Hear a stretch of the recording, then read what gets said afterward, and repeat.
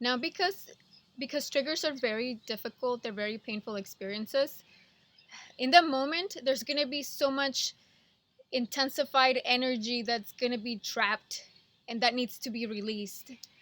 And the best way to help yourself do that is to do grounding. Now, normally, any given day, you can do regular grounding, like going to the gym, a morning walk, or something like that. But realize that because triggers are so much more intense than any given moment on any given day, you have to do deeper grounding.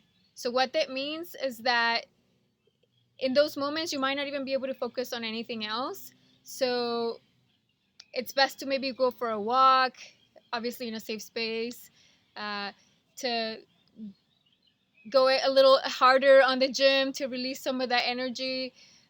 For instance, what I did during the times where I experienced some very painful triggers is I did a lot of gardening. Like, I enjoy gardening and planting here and there, but during those times, I did a ton of gardening. Like, I basically planted a forest worth of plants, which is good.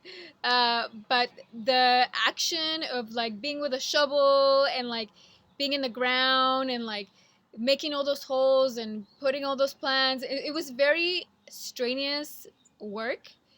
And that's exactly what you need, something that's going to be releasing energy and that's going to be productive experience.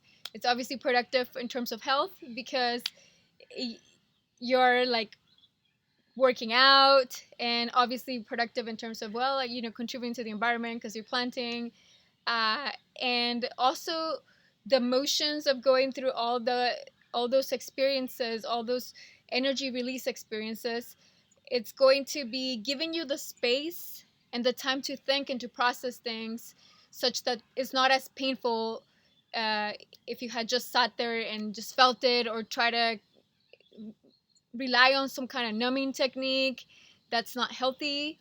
The healthier thing is to look for those healthy outlets. Like I was saying in the example I've given, gardening was that for me, like serious gardening, or rearranging. If there was any house projects that were in the back burner that needed to be taken care of, like this is the time to do it. Uh, I help with like remodeling during that time. I help with the rearranging things and all those activities that require a lot of physical effort and labor are going to be really helpful for you. So pick those things out. Pick those activities. Like, it might seem like a hassle to have to do all these things, but actually doing them, it's what's going to help you release the energy. And some other things that I did during this period of time is I did a good amount of like yoga, and I also did some meditation and mindfulness classes. I'd be happy to share some of that in a different occasion.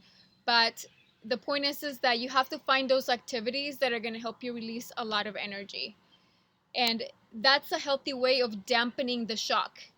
If not, the energy is just trapped in your body, and that's not healthy because it's going to affect your well-being, and it's going to stress you out, and it's just not going to be comfortable, and it's going to be very heavy. But if instead you allow it to release and to pass through you, you're basically dampening that energy as it go along. So it's going to be compressed, and it's going to be released.